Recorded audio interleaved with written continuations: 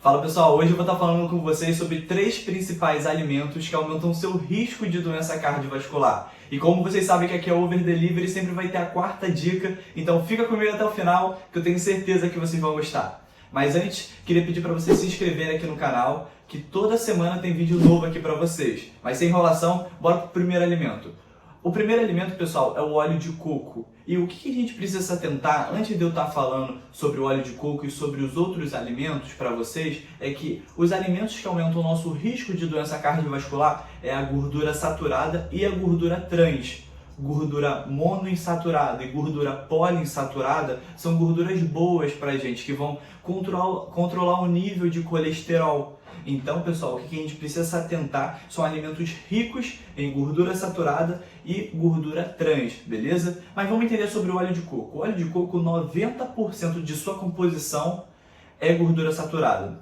Os outros 10% restante que é gordura mono e poliinsaturada. Mas por que a gente tem que se focar no óleo de coco e não se focar no azeite? Porque o azeite vai ter uma pequena concentração de gordura saturada. Ele vai ter gordura saturada? Claro que vai ter, mas uma concentração muito pequena. A maior concentração do azeite vai ser gordura mono e poliinsaturada. Então por isso que ele acaba sendo interessante da gente estar utilizando no nosso dia a dia, por justamente controlar esses níveis de colesterol, diminuir o risco de doenças cardiovasculares.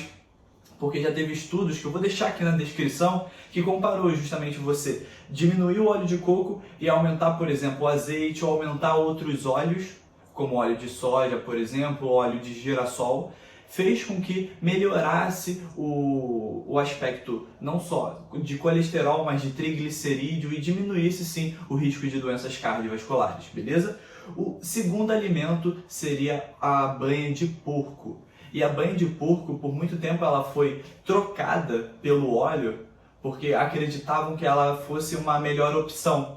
Só que o que a gente precisa se atentar é que quando a gente compara banha de porco com óleo de girassol, ou óleo de canola, ou até o próprio óleo de soja, a composição nutricional é completamente diferente.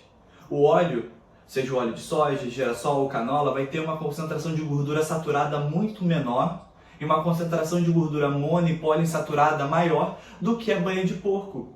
Então isso já é um fator para a gente estar optando, fazendo a melhor escolha para optar pelo óleo e não pela banha de porco.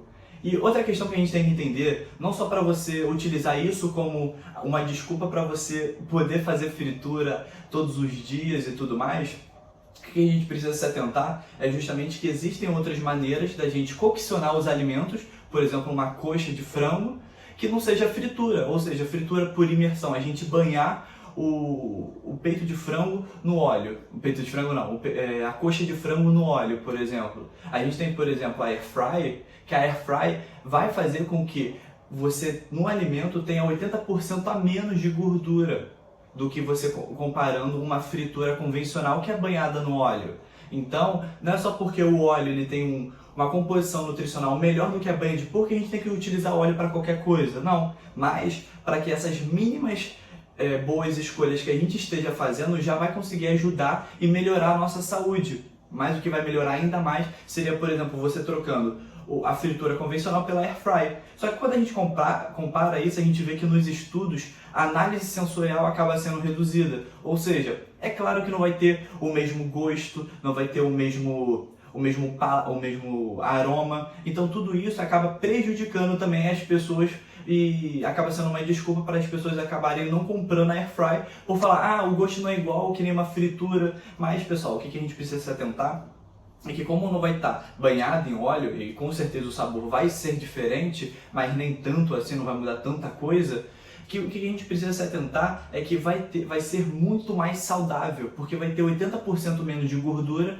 e vai ter uma preservação de vitaminas e minerais. Então isso vai ser muito bom, um aspecto muito bom para você estar optando por escolher uma Air Fry, por exemplo, beleza? E o terceiro alimento seria o fast food. Eu não poderia estar falando sobre risco de doença cardiovascular sem falar para vocês de fast food. Por quê? Porque, pessoal, o que a gente precisa se atentar é que você consumir em demasia fast foods, o risco não só de você alterar sua composição corporal, ficar com uma composição corporal indesejada, isso vai prejudicar, por exemplo, sua perda de peso, ou até prejudicar seu aspecto corporal se você está procurando hipertrofia. Mas o que a gente precisa se atentar é que justamente como vai ter bastante gordura saturada e trans nesses fast foods, nesses ultraprocessados, o risco de doença cardiovascular vai aumentar. Então, pessoal, justamente a gente diminuir esse consumo de fast food e aumentar o consumo de alimentos artesanais. Por exemplo, vou parar de consumir o hambúrguer no fast food e vou começar a fazer o meu próprio hambúrguer. Ou consumir hambúrgueres artesanais. Acaba sendo a melhor coisa que você possa estar fazendo, porque a diminuição da gordura saturada vai ser muito melhor. É claro que quando a gente compara a quantidade calórica, a gente não vê tanta diferença de um hambúrguer artesanal e um hambúrguer do fast food. Só que o que a gente vê é uma melhora na composição nutricional, beleza? E o quarto alimento, como eu falei que eu ia falar com vocês aqui, seria a manteiga. E pessoal, por que eu estou falando da manteiga? Porque a manteiga é muito disseminada por aí, que é uma opção saudável, é uma ótima opção para você que quer ter uma melhor qualidade de vida. Escolhe a manteiga porque a manteiga é muito boa, é tudo isso e tal. Só que as pessoas esquecem de frisar para vocês que a manteiga ela é repleta de gordura saturada, ela tem muita gordura saturada mesmo. Então, muitas das vezes você está com uma alteração dos seus níveis de colesterol, porque não é porque que você come pão toda hora e aí você tem que cortar o pão, não, mas você acaba comendo pão toda hora. Vamos supor que você come pão 3 vezes ao dia. E aí, todas as vezes que você come pão, você enche o seu pão de manteiga.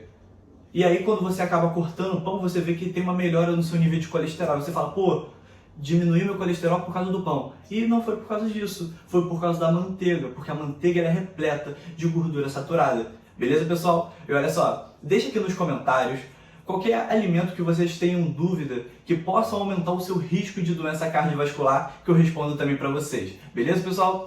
Até a próxima!